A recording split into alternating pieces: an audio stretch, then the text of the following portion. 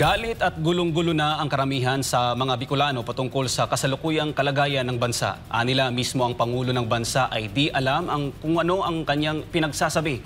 Si Franco Baranda para sa report. Nalulungkot ako kasi yung sitwasyon niya magulo na eh. Hindi na makatarungan.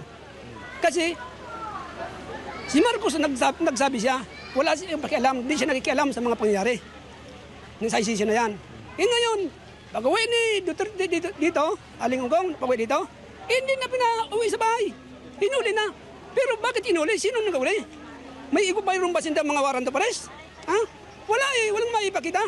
Tapos, ang mahirap pa dito, ang napakalungkot dahil yung ICC, inasistihan ng Marcos administration. O diba, dun siya?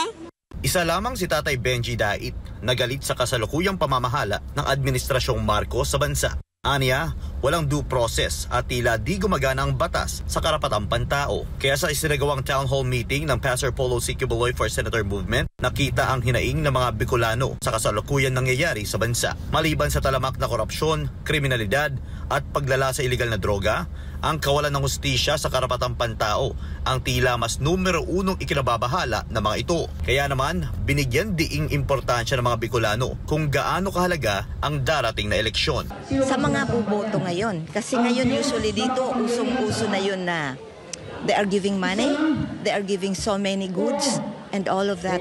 Pero, ang sinasabi namin, ako bilang leader, sinasabi ko sa kanila, kunin natin yan. Kasi sa atin yan. Galing yan sa atin. Taxes natin yan.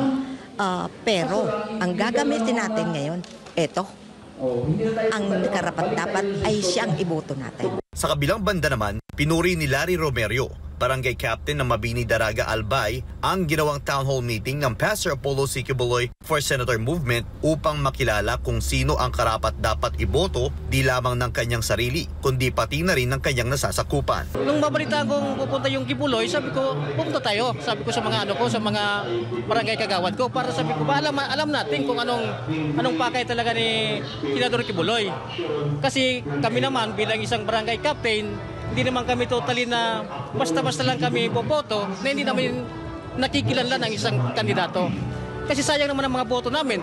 Libo-libo ang dumalos sa loob lamang ng isang araw sa dalawang magkasunod na town hall meeting sa dalawang barangay para lamang mapakinggan ang mga adhikain at plataforma ni senatorial candidate Pastor Apollo C. Quiboloy. Magpapatuloy pa rin ang mga town hall meeting ni senatorial candidate Pastor Quiboloy sa mga barangay mula sa rural at urban area ng buong Pilipinas.